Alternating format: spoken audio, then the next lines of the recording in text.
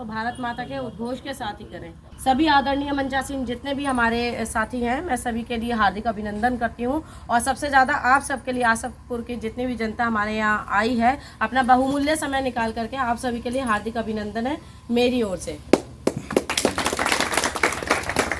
जितने भी हमारे यहाँ पे सभी वरिष्ठ कृषि भाई बैठे हैं, जैसा कि हम जानते हैं कि जो रोटी दे वो ईश्वर के बराबर है और किसान हमारे देश का अन्नदाता है।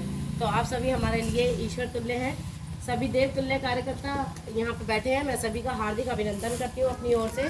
और जैसा कि हम सब जानते हैं कि यहाँ आसफपुर मंडल में हम सब एकत्रित हुए हैं, किस लिए हुए हैं? आज श्यामा प्रसाद मुखर्जी जी की जन्म दिवस जयंती है। इसके उपलक्ष्य में अपने विचार गोष्ठी करने के लिए सभी किसान भाइयों से मैं यहाँ पे आई हूँ बरेली से चलकर।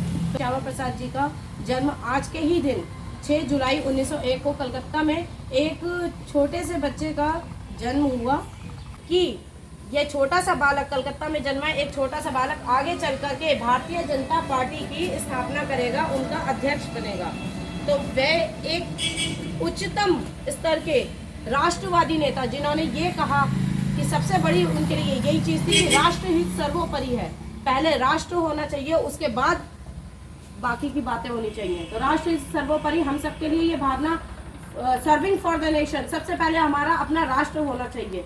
ये सबके अंदर एक ओत प्रोत की ये भावना होनी चाहिए जो वे हमें सबको पढ़ा करके गए हैं। तो भारतीय जनता पार्टी, भारतीय जनसंघ की स्थापना उन्होंने की थी 21 अक्टूबर।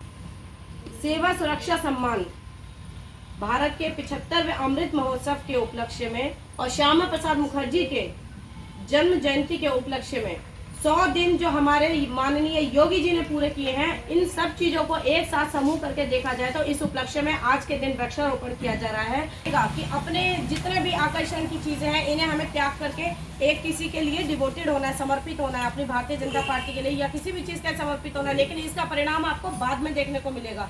जब हम अपनी किसी चीज के लिए समर्पित होते हैं, पूर्ण रूप से मेहनत करते हैं, सेवा करते हैं, त्याग करते हैं, तो उसका परिणाम निश्चय ही मिलता है। यही एक परिणाम है कि आज एक चाय बनाने वाला हमारे देश का, हमारे सबके लिए ये एक आम इंसान के लिए गौरव की बात है कि एक चाय बनाने वाला, एक चाय बेचने वाला इंसान हमारे देश के यशस्वी प्रधानमंत्री है। एक मठ से निकले हुए बाबा जी, हमारे योगी जी हमारे उत्तर प्रदेश के मुख्यमंत्री हैं। और केवल मुख्यमंत्री नहीं, आज आसपास के जितने राज्य हैं वे भी इस चीज की डिमांड कर रहे हैं, उनमें भी इस चीज की उत्सुकता है कि ऐसा कोई बाबा हमारे भी प्रदेश में चल रहे हैं। वे एक हमारी जिम्मेदारी है। यदि हम एक पेड़ की भी हम सब एक जिम्मेदारी लेकर के चलेंगे तो बहुत जल्दी एटलीस्ट हमारे देश से तो ग्लोबल वार्मिंग का जो प्रदूषण का खतरा मंडरा रहा है या ग्लोबल वार्मिंग का खतरा मंडरा रहा है, भीषण गर्मी आ रही है, बाढ़ आती है, तूफान आते हैं, ये सब किस लिए हो रहे हैं? इसलिए हो रहे हैं ना कि जितने हमारे जंगल थे, जितने हमारे वृक्ष थे, सारे कटते जा रहे हैं।